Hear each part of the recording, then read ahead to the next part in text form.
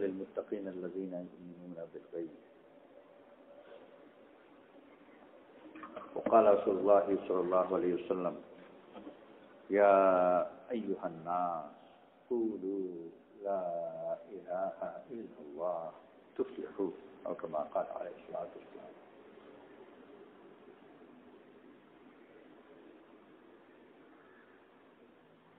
আমাদের দেশে একটা প্রচলিত কথা আছে কুয়োর ব্যাঙ ছোট্ট একটা গর্তের মধ্যে থাকে আর ওইটাকেই মনে করে সম্পূর্ণ জগৎ যেহেতু ওর বাইরে কিছু জানে না তার বাইরে কিছু নেই এটি সত্য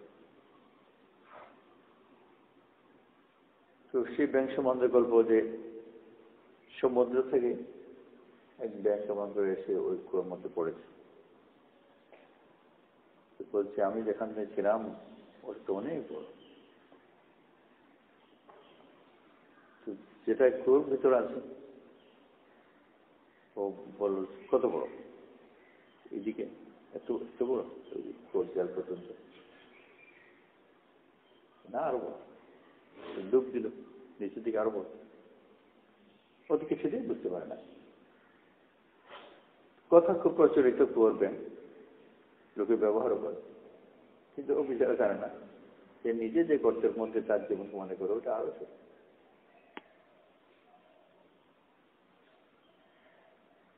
পুরা দুনিয়ার মানুষ আল্লাহ তাআলা যাদেরকে গায়বকে বোঝার তৌফিক দিয়েছেন একটু তারাই এখান থেকে পেয়েছেন বিভিন্ন মাত্রায় যা পুরো দুনিয়ার মানুষ বড় সংকীর্ণ একটা জীবনকে সে সম্পূর্ণ মনে করে ওমান আ'রাদা আন যিকরি ফাইন্না লাহু মাঈশাতান দানকা ওয়া নাহশুরুহু ইয়াওমাল কিয়ামাতি আ'মা ক্বালা রাব্বি লিমা হাশারতনি আ'মা ওয়া ক্বাদ কুনতু বাসীরা ক্বালা কাযালিকা আতাতকা আয়াতুনা ফানাসীতাহা ওয়া কাযালিকা আল-ইয়াওমা তুনসা আল্লাহ জিকির থেকে যে সরে গেল তার জন্য প্রথম মুসিবত বড় সংকীর্ণ জীবনের মধ্যে পড়ে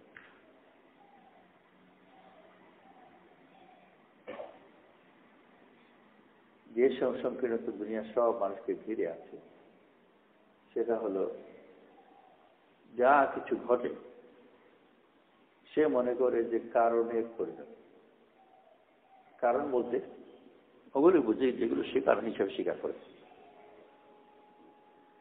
কেউ যদি মারা গেছে তো নিশ্চয়ই মরবার কোনো একটা কারণ ছিল আর জাহিরি জগতে বোধগম্য এক কারণ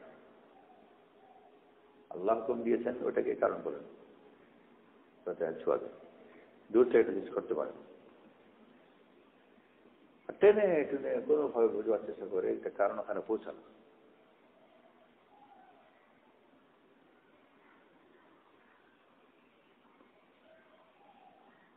সূর্য পৃথিবীকে মাধ্যমে শক্তি আকর্ষণ করে তো সূর্য থেকে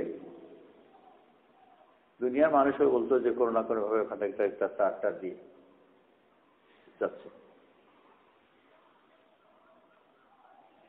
প্রথম আমাদের দেশে যখন বিদ্যুৎ এসেছে গ্রামে তো ছিল না শহরে তো আমরা শহরে থাকতাম ছোট শহরে বিদ্যুৎ ছিল তো গ্রাম থেকে যারা কখনো ছোট বয়সে যে একটু বোঝার চেষ্টা করতো যে তেলটা কোন দিকে যাচ্ছে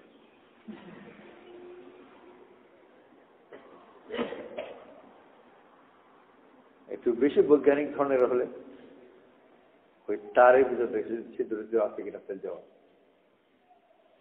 জ্বলছে কিভাবে তো এটা কারণ পৌঁছাচ্ছে এখানে টিপলো এটা কারণ পৌঁছালো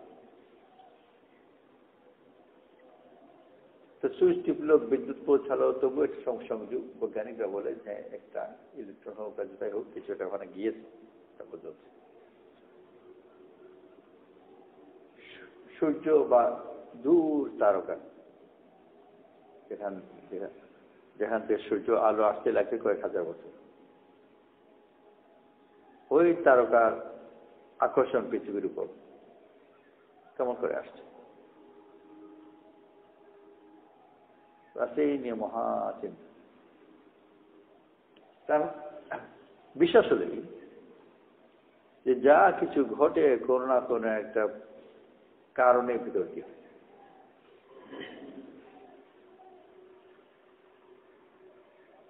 তো ওই দূর তারকা যেটা, ওইটা যদি ওখান থেকে সরিয়ে দেওয়া তাহলে ওইটার আকর্ষণ পৃথিবীর উপর যেটা ছিল ওইটা কি হবে? কি আকর্ষণ থাকবে? তো সরালো এখন আকর্ষণ এখনই চলে যাবে নাকি 10,000 বছর পরে যাবে, যেখান থেকে আলো আসছে, যেখান থেকে 10,000 বছর সময় লাগে? তো কারণওয়ালা বলবে যে ওই আলো আসতে যেরকম সময় লাগে, তো আকর্ষণ আসতেও তো একটা সময় নিশ্চয়ই লাগে। সময় যদি না লাগে তো বিনা কারণে একটা জিনিস যাচ্ছে, তো সূর্য থেকে আলো বেরোলো আর 8 মিনিট পরে এখানে এসে পৌঁছালো, এটা তো বোঝা গেল এটা ঢিল মারলে ওরকম যায়। হ্যাঁ, গতির শুধু পার্থক্য, কিন্তু ঢিল মারলাম গেল। এরকম নয় যে আমি একটা পাথরে আমার হাত দিয়ে মারলাম আর ওই পাথর, এই পাথর তো নয়, এই পাথর হতে পারে এখান থেকে হাত মারলাম, ওখানে একটা পাথর, একই সময় একটা পাথর ওখানে পড়ে গেল, আরেকটা পাথর, তা তো হয় না। আমি যে পাথর মেরেছি সেই পাথর ওখানে গিয়ে পড়ে, তা তো নয় যে আমি একটা পাথর ছাড়লাম আর ওখানে একটা পাথর সৃষ্টি হলো আর করে পড়লো। তো পৃথিবীর সূর্য থেকে যে আলোক ধরা যাক কণাই বেরোলো, তো সেখানে 8 মিনিট পরে এখানে এসে পৌঁছালো। সূর্য থেকে যে আকর্ষণটা বেরোলো সেটা না হয় 8 মিনিট পরে এখানে এসে পৌঁছে, ধরা যাক ওই গতিতে আকর্ষণ আসে। তো সূর্য যখন আকর্ষণ ছেড়েছিল এখানে পৌঁছালো 8 মিনিট পরে, তার মানে কিন্তু আমাদের যেটা ধরনের যে সূর্যোদয় হয় তার আকর্ষণ তো তার সাথে সাথেই আসে আছে, সেটা কেমন করে পৌঁছাবে? এই নিয়ে বহুদিন থেকে ভাবছে আর তর্ক চলছে, কেউ বলে ডিম আগে, কেউ বলে মুরগি আগে।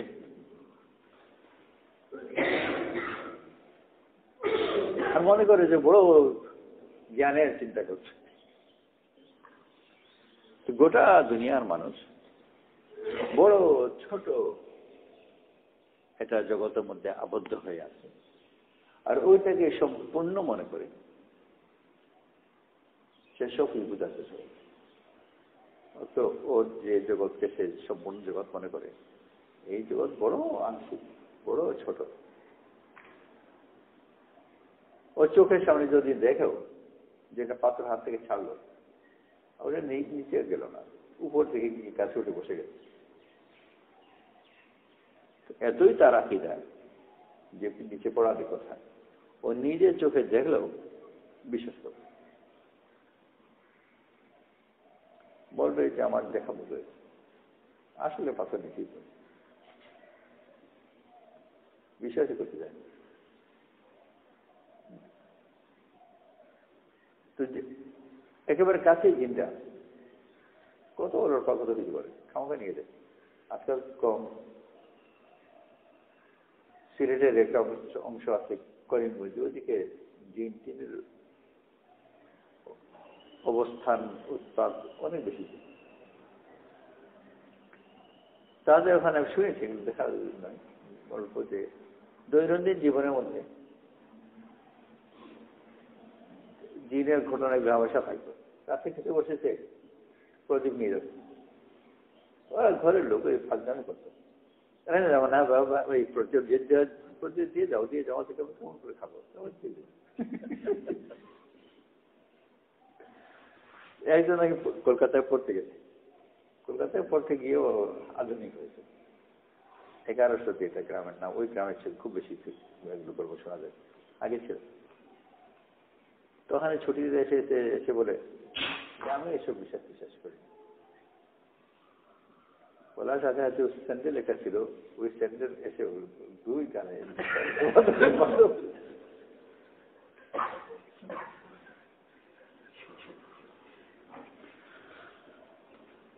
কিছু নেই, সেটা নিজেই এসে পিটাতে আরম্ভ করেছে।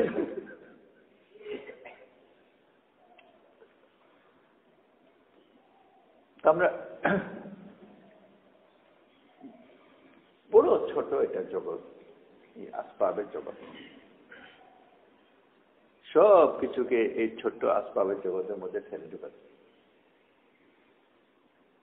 আল্লাহ তাআলা যা কিছু করেন আল্লাহ হুকুমে হয়, আর হুকুমে যেগুলো হয় সেগুলো একটা অংশ মাত্র এই আসবাবের ভিতর দিয়ে সাধারণত প্রকাশ করা।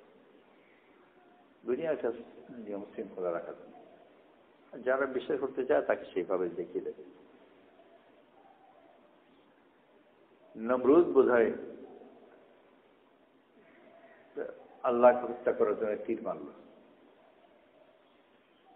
বলতে আল্লাহ তাআলা ফেরেশতাকে বললেন যে ওর তীরের মাথার উপর একটু রক্ত লাগিয়ে দাও।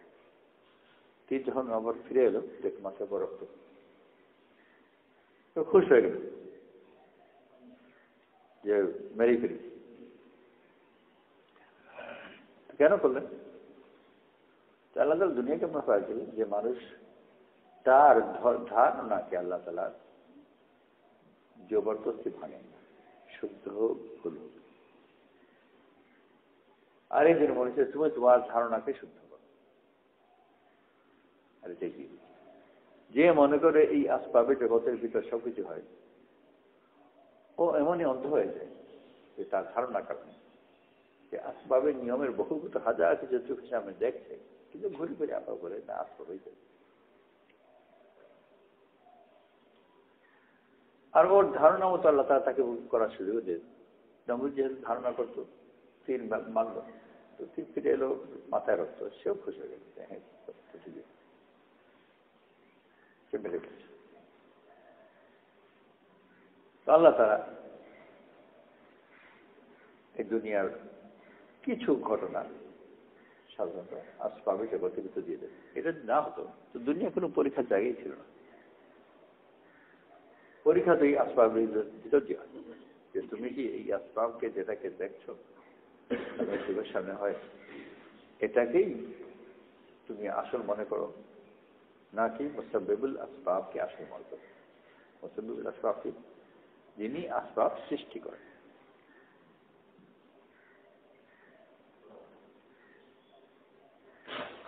দুনিয়াতে আমরা এটুকু পর্যন্ত দেখি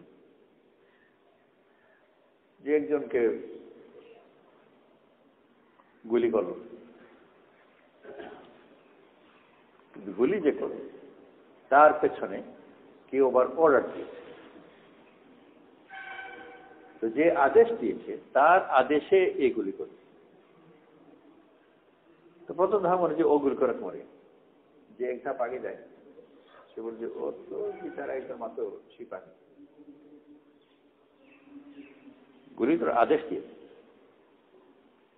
আদেশ দিয়েছে ও দিয়েছে। সে বলে না, সে আদেশ দিতে বাধ্য। ঘটনা খুব বেশি দূরের নয়, স্থানে এবং কালে বাংলাদেশের ঘটনা। বাংলাদেশের সময় কতদিন হয়েছে, আর্মিতে একজন অফিসার, ওর বাপও আর্মিতে অফিসার। তো সবাই তো মনে করে যে ওর বাপ আর্মিতে অফিসার, ও তো প্রমোশন টমোশন আগেই হবে। আর বাপ আর্মিতে মোটামুটি একেবারে নিচের ভালো করে যায় না, কারেন্ট ব্রিগেডে কিছু হবে।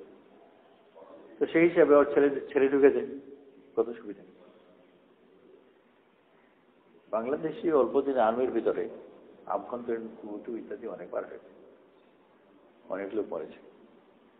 এই ইয়াং অফিসার সেও ফোনের চক্করের মধ্যে পড়ে গেল, ওর মৃত্যুদণ্ড হলো। আর ওর মৃত্যুদণ্ড সাইন করলো ওর বাপ।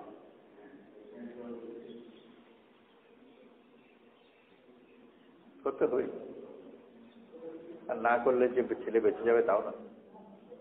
কিন্তু আল্লাহ তাআলা এমনই করার যে বাপের হাতে সিগনেচার হবে। আমার ভগ্নিপতি একজন পাকিস্তানের সময় ইসলাম ঘাটকরা কিছু পেয়ে ফেলে, আবার দিনকাল বদলে গেল, ওনার তমকা ফেরত দাও, যে উপাধি ছিল।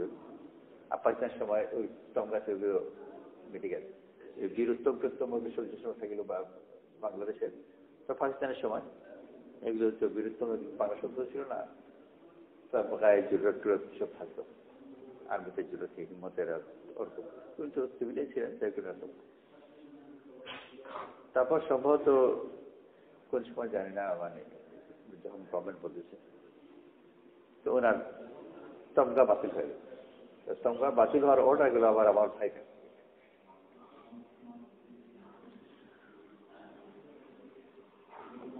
এগুলো তো প্রত্যেকেই মনে করে যে আমি তো করছি,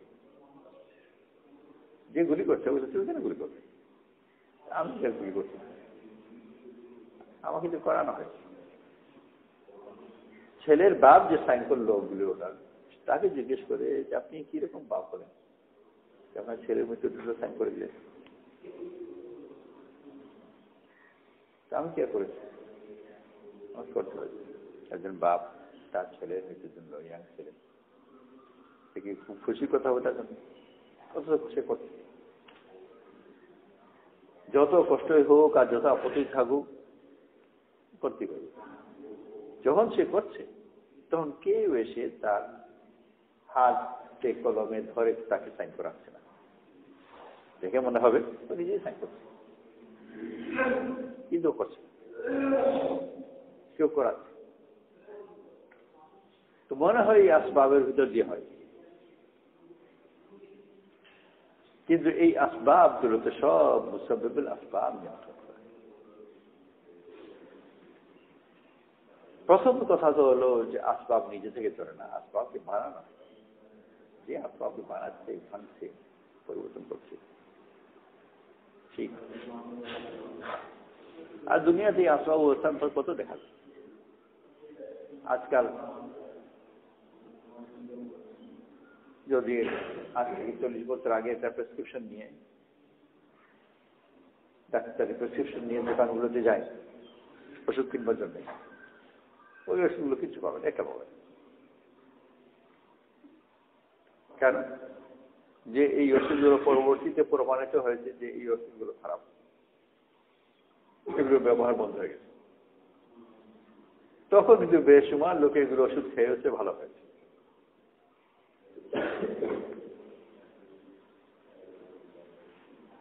এখন উকিলদের মধ্যে আছে যে খুব পুরনো উকিল, তার পুরনোগিরি দেখাবার জন্য অনেক সময় পর উকিল, তার যে উকিলদের যে কালো একটা গাউন থাকে, প্রথম জমানায় গাউন করেছিল, খুব পুরনো উকিল এসে প্রথম যখন গাউন করতে 40-50 বছর হয়েছে গাউনে, সে রঙ উঠে গেছে, কালো গান সাদা হয়ে গেছে প্রায় এদিক ওদিক তালে, কিন্তু পুরনো গুণেজি উকিলের সেই কালো গাউন এটাও বিশেষ বিশেষ কেসের সময় পড়ে যায় ছিঁড়া ময়লা। এক সময় ছিল সার্জনদের গাউন, প্রথম জমানায় যে গাউন কিনেছে সে কত অপারেশন করেছে, কত রক্ত, কত ফুল দেখেছে, এগুলো ধোয়া হয়নি, এগুলো গুণেজি সার্জন। অপারেশন থিয়েটারে ঢুকতো, যে এপ্রন পরে যাচ্ছে সেই পরে এপ্রন মধ্যে কত বছরের ফুল লাগায়।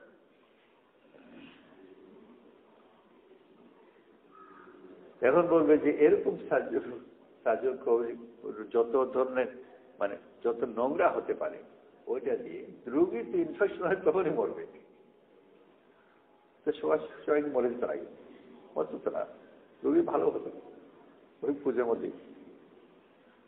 আল্লাহ তাআলা সবগুলোকে বদলাতে, এখন যেটা মনে করে যেটা ভুল হয়েছে তা নয়, আল্লাহ তোমার সেভাবে করেছেন, এখন এইভাবে হচ্ছে।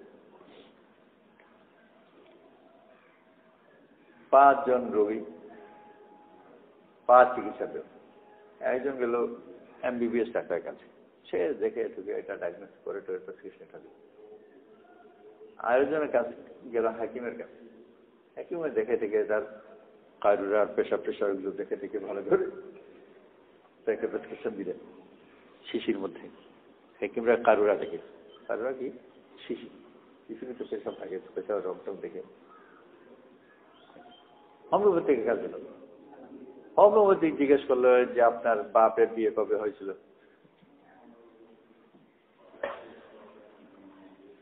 আপনার বাপ যখন ছোট ছিলেন তখন কিরকম ঘুমাতেন?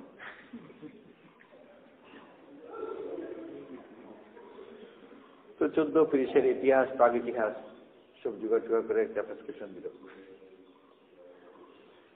হুজুরের কাছে গেল, হুজুর একটা ফু দিলেন, আর একজন অলস কারো কাছে গেল, ওখানে শুয়ে থাকলো, রোগ সারলো সবাই। এমবিবিএস কাছে গেছে, বলছে যে এটাই কি, বাকিগুলো সব বোকা। প্রত্যেকের দাবি হয়। তো সবাই রোগ সারছে, আবার কারোই সারছে। আল্লাহ তাআলা যেভাবে সে তার ধারণা মতো, যে যে ধারণা এখতিয়ার করে ওর ওই ধারণা মতো। আর আল্লাহ তাআলা জানার সুযোগ করে দেন, আনা আল্লাযী আমদিবি, আমার বান্দা যেরকম ধারণা করে আমি সেরকম। আর এই ধারণার সুযোগ তো আল্লাহ তাআলা মূর্তি পূজা করতে রাখতে তাদের যে মূর্তি পূজা করে সেটা ধারণা করে, সেটা ধারণা মতো হয় না। যদি হতো তো কোটি কোটি মানুষ, শত শত হাজার হাজার বছর থেকে কেউ কেউ বেশি করতে না, সবার সাথে তার যুক্তি আছে, তার মধ্যে থাকি। আগা খান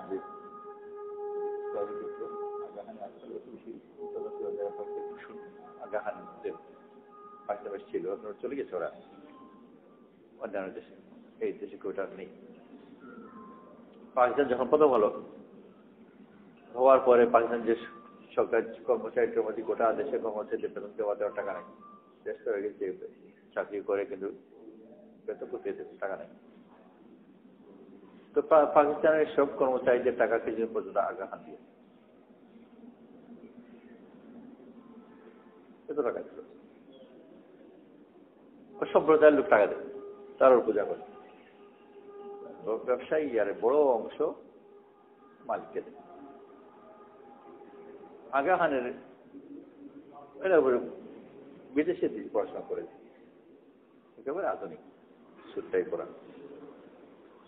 আমেরিকার এক সাংবাদিক বোধ হয় প্রিন্স আলী খান ছিল, যে পরবর্তী আগা খান হয়েছে, মানে ওর বাবা যে তখন প্রিন্স, বাবা মরে যাওয়ার পর সেই হয়েছে প্রধান আগা খান।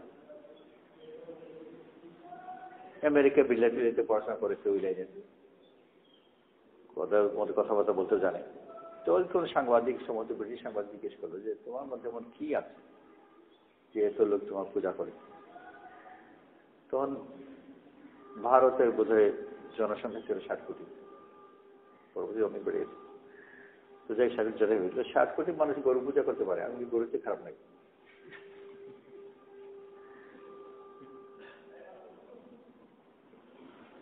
গরু যারা পূজা করছে সেও তার গরু পূজা করার সমর্থনের যুক্তি পায়। এই ইসমাইলি যারা, তার উপার্জন বড় একটা অংশ তার নেতাকে দিয়ে দেয়। এরা তো জানো ব্যবসায়ী, দুনিয়ার কত অংশ বোকা বানাতে পারবে, অথচ সে ওখানে কোনো ফায়দা যদি না দেখতে দিত না। ও কিছুদিন আগে নারায়ণগঞ্জ গেছিলাম, তা নারায়ণগঞ্জে শুনলাম, কেস বললো যেখানে করে যে ব্যবসায়ী 68 দিয়েছে 63 কোটি টাকা, 63 কোটি টাকা দিয়েছে। 63 কেন 63 কোটি, বুঝতে পেরেছো কি?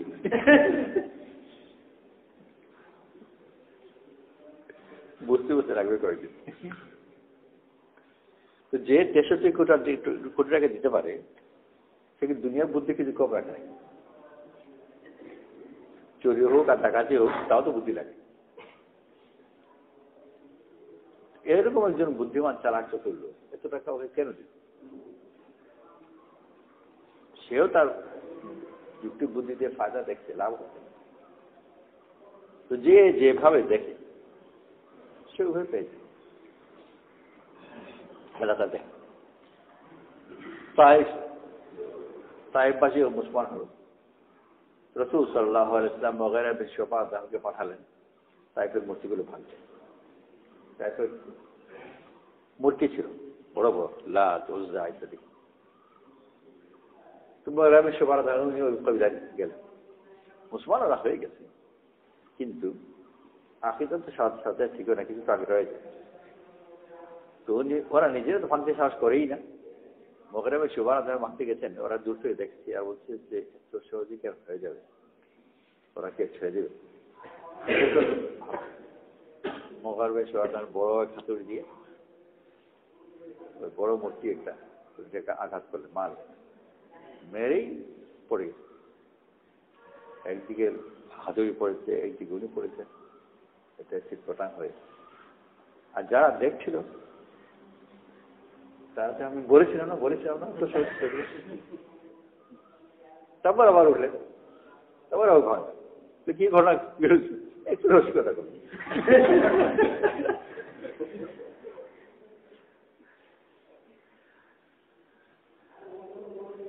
বান্দা একটু করে, বান্দা যেরকম ধারণা করে আল্লাহ তাআলা জবরদস্তি তাকে তার গর্ত থেকে উঠান, নিজেকে উঠতে না পারে। তো পুরা দুনিয়ার মানুষ বড় ছোট একটা আসবাবের জগতের মধ্যে সে দেখেছেন, মনে করে যেতেই হেমিওপ্যাথিওয়ালা বলে যে এটাই ঠিক, বাকি সব বলে। আর এলোপ্যাথিওয়ালা বলে এটাই ঠিক।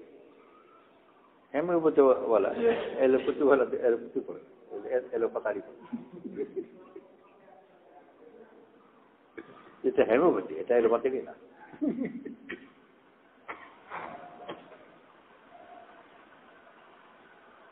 আর কত রোগী ভালো, তো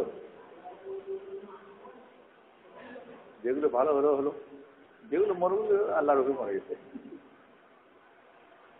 আর সব দেখে কত ভালো হতো। তো চিকিৎসা করলেও ভালো হয়, না করলেও ভালো হয়। এক জামাতে ছিলাম পাকিস্তানে, তো পাকিস্তানে অনেক লোক তো পাঞ্জাব থেকে বেশ করে আর্মি টার্মিতে তো আমাদের তুলনা ওদের দেশ লোক অনেক বেশি যেত। ওনার কোনো সাথী উনি জীবনে আর্মিতে সাথী অনেকদিন থেকে পেট খারাপ, ডাক্তারের কাছে ডাক্তার কোনো পাত্তাই দিত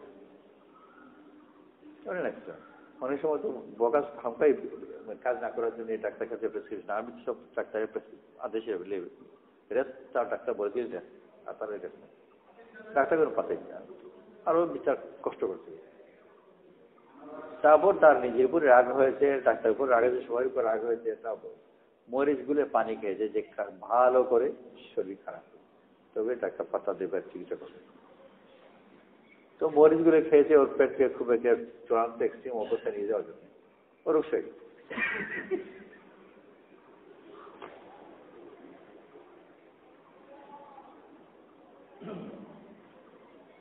বান্দা বড় ছোট এই যে একটা ভাবে জগতের মধ্যে আটকা পড়ে,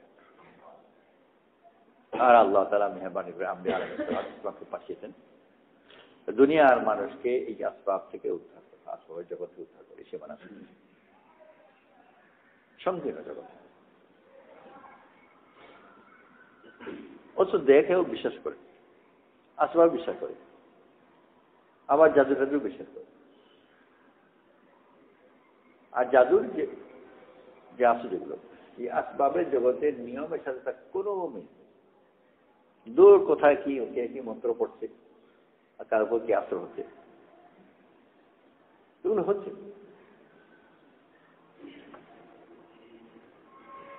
কোথায় মন্ত্র, কোথায় আসর, কোথায় কি, কোনো কিছু নাগাল পাওয়া যায়।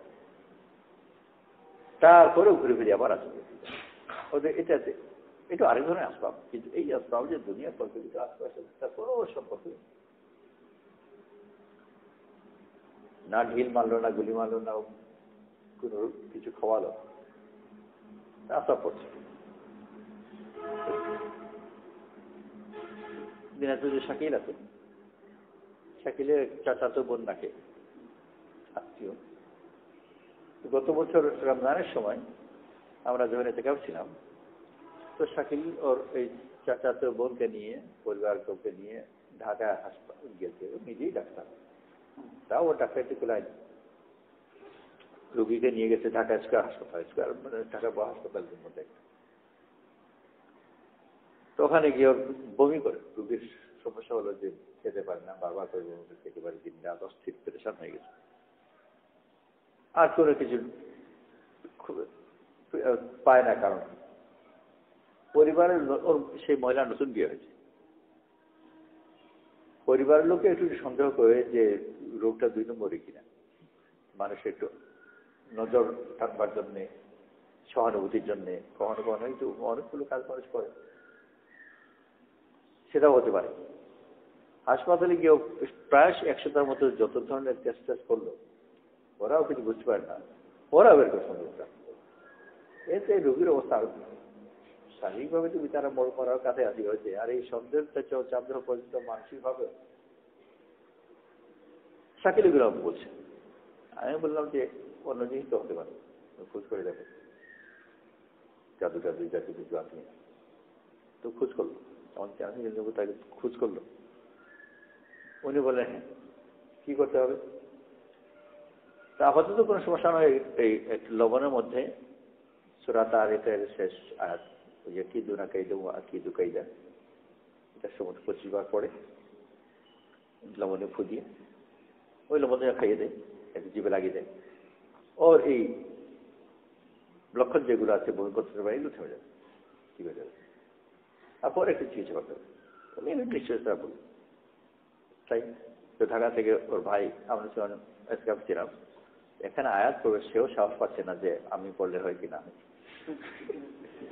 লবণ নিয়ে এসেছে এক বাকি ওর লবণ আছে, নষ্ট লবণ অনেক লবণ নিয়ে এসেছে, পড়তে পারছে না। কিছু আমি আমাদের চান যেমন তো কিছু পড়ে দিল, তো গিয়ে ওর জীবে দিল, জীবে দেওয়ার সাথে চিকিৎসা রেখে গেল, ভালো আছে। পরে চিকিৎসা করছি, জিজ্ঞেস করেছিলাম ভালো আছে।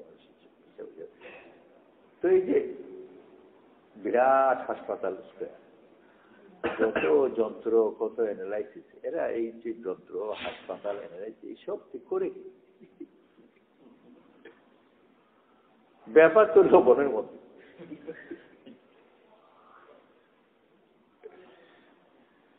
সব যন্ত্রপাতি রুগীগুলো সব সব পুরা দুনিয়া মানুষ ধাঁধ আছে হচ্ছে অনেক দেখাচ্ছে। এটা দেখি সাপে দংশন করেছে, সূরা ফাতিহা পড়ে, সাপে দংশন করেছে সূরা ফাতিহা পড়ে, সাহাবারা ফু দিয়েছেন, কোথায় দর্শন করে? সব সেরে সেই জন্য আল্লাহর পথে বের হয়ে প্রধান জিনিস হলো গায়বের উপর ইমান, মানে এই আসবাব থেকে নিজেকে বের, ফিনান্সিয়াল নিয়ত করে আল্লাহ সবাইকে তৌফিক নসিব করুন, আল্লাহ আমাদেরকে গায়বের উপর ইয়াকিনের তৌফিক নসিব করুন। আর সেই গায়বের উপর ইয়াকিন রেখে গায়বী আমল দিয়ে দুনিয়াও সুন্দর করে আখিরাত করুন। সুবহানাল্লাহি ওয়া বিহামদিহি, সুবহানাকাল্লাহুম্মা ওয়া বিহামদিকা।